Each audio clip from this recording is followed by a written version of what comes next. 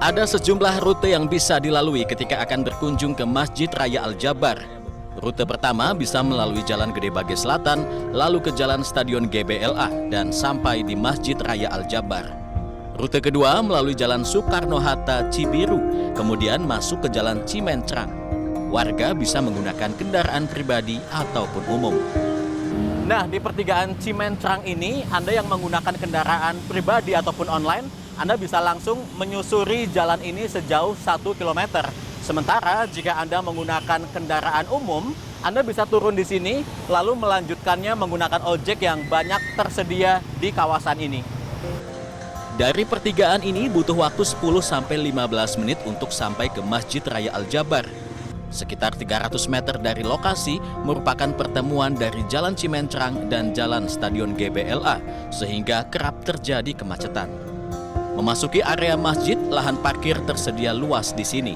Namun ramainya kunjungan membuat lahan parkir dipenuhi kendaraan.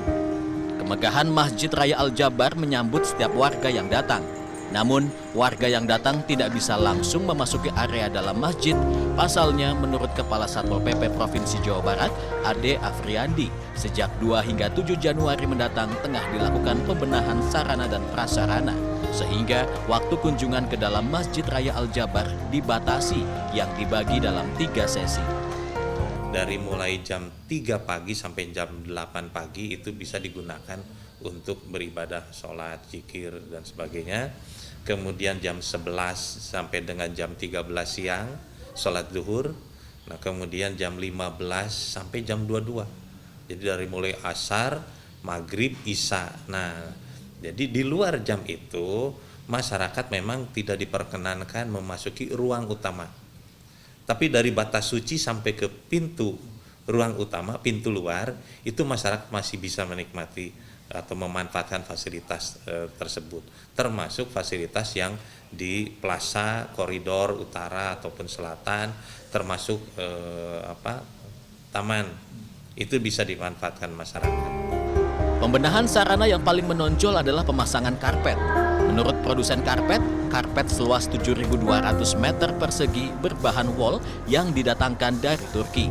Motif yang satu dengan yang lain harus dipasang beriringan, sehingga pemasangannya pun membutuhkan waktu yang tidak sebentar.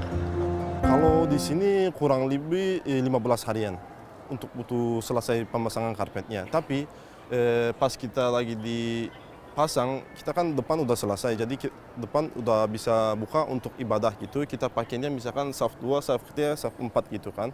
Jadi orang-orang udah pada bisa sholat, terus bisa lihat dalam gitu kan. Jadi waktu kita jam kerja sama yang waktu ibadah, kita nggak digangguin gitu. Jadi dipisahin. Kita alhamdulillah udah dibantuin untuk dibuka jalur, jadi orang-orang bisa pada masuk sebelah kanan sama sebelah kiri. Selain pemasangan karpet yang belum selesai, juga masih ada fasilitas lain yang belum siap, seperti sistem kelistrikan, kamera pengawas, sound system, toilet, hingga museum dan ruang pameran. Selain itu, ketersediaan tempat sampah juga masih kurang. Di sisi lain, petugas keamanan yang dikerahkan masih dari instansi atau dinas yang diperbantukan. Nah, apa yang kemudian menjadi alasan warga tertarik mengunjungi Masjid Al-Jabar dan dari mana mereka? Saya ajak Anda untuk wawancara warga yang sedang berkunjung. Permisi, Pak. Iya. Dari Tasik jam berapa? Jam 8 ya, jam 8 sampai di sini ya jam 11-an ya. Apa sih yang menjadi alasan Bapak tertarik mengunjungi Al-Jabar?